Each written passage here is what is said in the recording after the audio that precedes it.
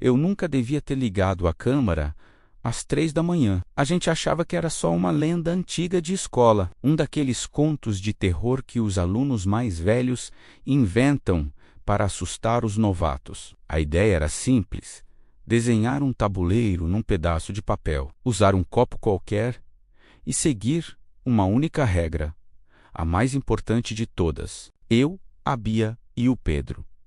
Nós três, enfiados no meu quarto escuro, iluminados apenas pela lanterna fraca dos nossos telemóveis. A nossa missão era puramente cética. A gente só queria gravar um vídeo pro nosso canal, provar que não existia nada, que tudo não passava de superstição barata, mas a Bia estava nervosa. Desde o início, ela não queria fazer aquilo. Ela roía as unhas, olhando para cada sombra no quarto, e avisou-nos com uma seriedade que me deu um calafrio momentâneo. Ela disse: não importa o que aconteça, nunca, mas nunca tirem o dedo do copo antes de levar ele para a saída. O Pedro, claro, só ria. Com aquele ar de deboche dele, ele dizia que a Bia era medrosa, que era tudo sugestão. Eu, no meio dos dois, estava mais focado em conseguir um bom ângulo com a câmera. Mal sabia eu que aquela gravação se tornaria a prova do nosso maior erro. Assim que colocamos os dedos no copo, a atmosfera do quarto mudou. Não foi imediato, foi sutil. Primeiro, a temperatura caiu, um frio estranho, úmido, que não vinha da janela fechada. Parecia que o ar tinha ficado mais denso, mais pesado. O Pedro ainda estava a gozar, a rir-se, a fazer piadinhas sobre fantasmas e espíritos. Ele até tentou empurrar o copo de leve, só para nos assustar.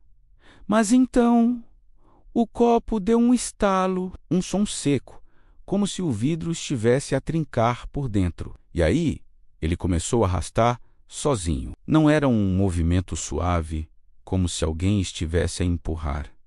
Era um movimento áspero, arranhado. Parecia que uma força invisível estava a raspar o copo contra o papel com raiva, com uma energia violenta. O riso do Pedro morreu na garganta. A Bia prendeu a respiração ao meu lado. Eu senti o meu coração começar a bater mais forte.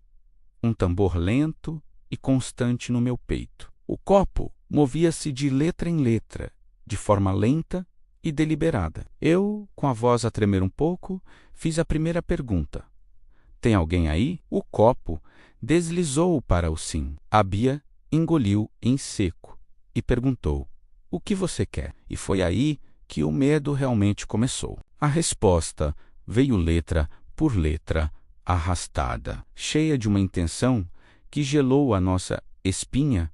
L.E.F. Autor: Rua Levar. A palavra ficou pairando no ar, pesada como uma sentença. Levar. O que aquilo queria dizer? Levar o quê? Levar para onde? O silêncio no quarto era absoluto, quebrado apenas pela nossa respiração, cada vez mais descompassada. Foi o Pedro que quebrou o silêncio. A sua voz, antes cheia de deboche, agora era um sussurro trêmulo. Levar quem? Assim que ele terminou a pergunta, o copo moveu-se com uma velocidade assustadora, cruzando o tabuleiro improvisado e parando bruscamente, com um baque seco, exatamente à frente dele. Não havia dúvida.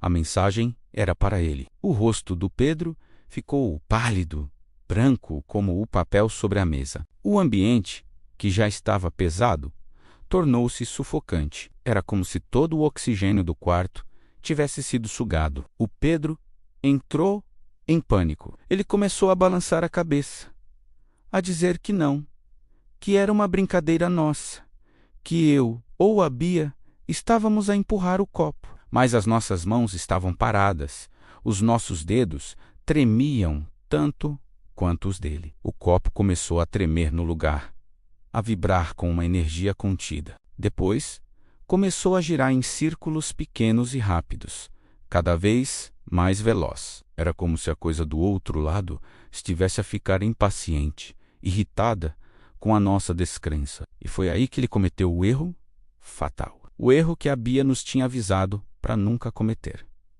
Num surto de desespero, o Pedro gritou, um grito agudo, de puro terror. E, num movimento brusco, ele tirou o dedo à força. Ele puxou a mão para trás, como se o copo estivesse em chamas, quebrando o círculo que nos ligava àquilo. No instante em que o dedo dele se levantou, tudo parou. O som, o movimento, a vibração, tudo.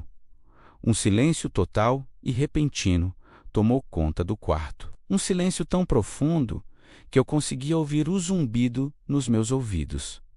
O copo ficou imóvel no meio do tabuleiro. Ele não foi levado para a saída. O círculo foi quebrado. A regra foi quebrada. Por um segundo, achamos que tinha acabado, que o susto tinha passado. A Bia soltou um suspiro de alívio, mas eu não consegui relaxar. Havia algo errado. O quarto ficou muito escuro, como se a lanterna do telemóvel tivesse perdido a sua força. E no canto do quarto, eu vi a silhueta do Pedro. Ele estava de costas para nós, completamente parado. Eu chamei por ele, 1, 2 vezes. Pedro, estás bem? Ele não respondeu. Ele apenas ficou lá, de costas, como uma estátua na escuridão. E então, lentamente, ele começou a virar-se. E quando ele se virou, eu soube. Eu soube que o meu amigo já não estava lá. O rosto que se virou para nós era o do Pedro, mas não era ele. Os seus olhos estavam muito abertos, arregalados, sem piscar, e um sorriso estranho, largo e antinatural, estava estampado na sua cara. E do seu nariz começou a escorrer um líquido escuro, espesso, sangue preto. Ele não disse nada, apenas nos encarou com aquele sorriso medonho e os olhos vazios. A câmera, que eu ainda segurava com as mãos trêmulas, captou tudo. Com aquele sorriso, que não era dele, ele olhou diretamente para a lente da câmera, como se estivesse a olhar para mim, para Bia e para qualquer um que visse aquela gravação. E então, ele disse, a sua voz não era a voz do Pedro, era mais grave, arranhada, como o som do copo no papel. Ele disse, agora eu fico. No exato momento em que a última palavra saiu da sua boca, o copo na mesa estalou e parte-o-sei em 1000 pedaços. Sozinho, à luz da lanterna apigucei de vez, mergulhando-nos na escuridão total. A última coisa que a câmera gravou foi o som do vidro a partir e uma respiração ofegante, pesada, bem perto do microfone, a respiração de algo que agora partilhava o quarto conosco. A gravação termina aí, mas eu sei o que aconteceu a seguir.